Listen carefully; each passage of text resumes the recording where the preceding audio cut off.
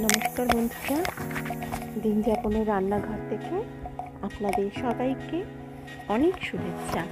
আপনারা সবাই ভালো আছেন তো? এই দেখুন, কারি পাতার গাছগুলো বেশ আস্তে আস্তে বড় হয়ে উঠছে, কিন্তু তবুও চারা আছে। একটু লুকিয়ে রেখেছি, না হলে জানেন তো আমার বারান্দায় প্রচুর পাখি আসে, সব একদম খেয়ে দিয়ে একাকার করে দেবে পাতাগুলোকেই। দেখুন ছোট্ট গাছে কিরকম ফুল ফুটেছে, পাশে আবার একটা কুড়ি। চলুন দেখতে দেখতে দেখলে হবে না, আস্তে আস্তে রান্নাঘরে যেতে হবে। আজকে একটু ট্যাংরা মাছ রান্না করব। সেই যে রবিবার বলেছি না, রবিবার আমাদের এখানে বাজারে অনেক রকম মাছ ওঠে, তো এই ট্যাংরা মাছ হয়ে আছে। আজকে ট্যাংরা মাছই রান্না করবো, তাই আগে থেকে ট্যাংরা মাছটা ধুয়ে পরিষ্কার করতে গেছিলাম। কিছুটা দেখি বাজার থেকে কেটে দেয়, কিন্তু তাও একটু পরিষ্কার করতে হয়। এবার হলুদ, নুন এই সমস্তটা দিয়ে খুব ভালো করে মেখে রাখতে হবে, মাখিয়ে রাখতে হবে।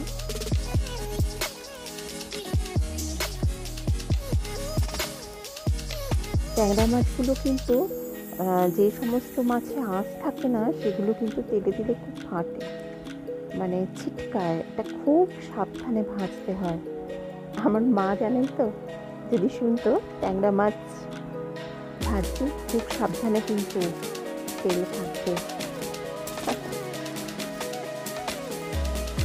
মাই বলেছিল ট্যাংরা মাছের মধ্যে একটু তেল দিয়ে দিলে তাহলে আর ফাটে না, নয়তো বা সামনে যখন তেলে দেবে তখন সামনে একটা থালা ধরছে। এখনো ফটক আগে ভীষণ ভয় করতো, আগে ওই থালা ধরিয়ে একটা দুটো মাছ দিয়ে অনেকটা দূরে দাঁড়িয়ে থাকতাম। এখন করতে করতে অভ্যেস হয়ে গেছে।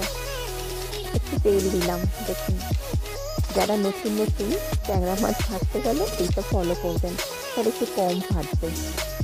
এই কড়াই আমি একটু তেল দিয়ে দিয়েছি, দেখুন তেলটা গরম হবে।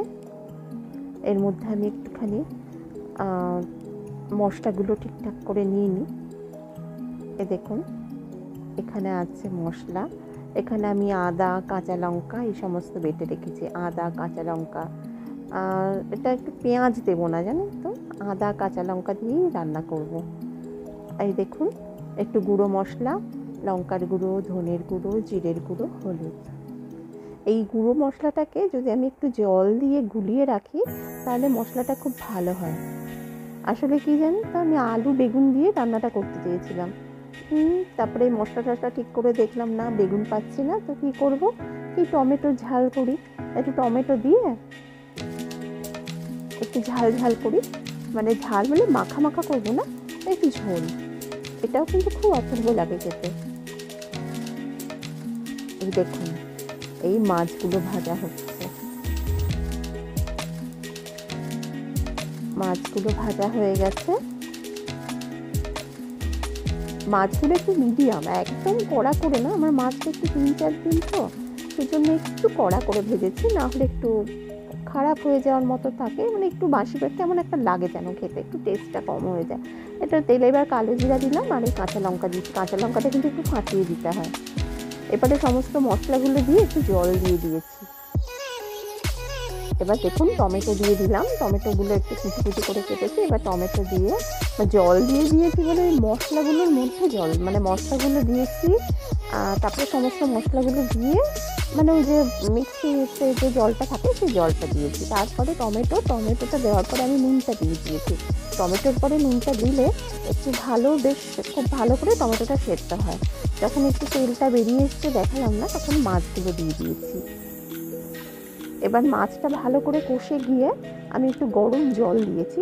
যে কোনো রান্নাতেই একটু যদি উষ্ণ গরম জল দেওয়া হয় না, তাহলে গ্রেভিটাও ভালো লাগে, খুব ভালো লাগে খেতে, টেস্টটা একটু অন্যরকম হয়।